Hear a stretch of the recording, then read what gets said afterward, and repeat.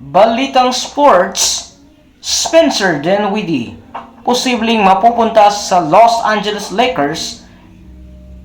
Kamakailan lang ay nakita si Dinwiddie na kasama ang general manager ng Los Angeles Lakers na si Rob Pelinka.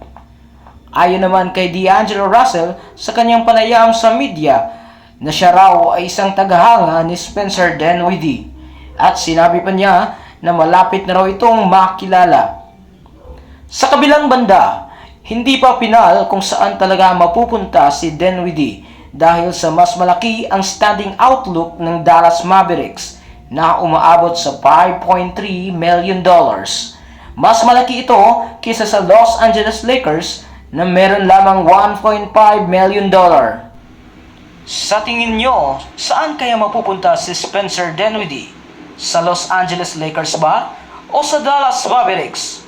Pero, para sa akin mga kabasketball, ay posibleng mapupunta si Spencer Dinwiddie sa Los Angeles Lakers dahil sa ito ang kanyang hometown. Ngunit kapag ito talaga si Dinwiddie ang mapupunta sa Los Angeles Lakers, ay tila ba isang bangungot para sa ibang team kung ito ang kanilang makakaharap.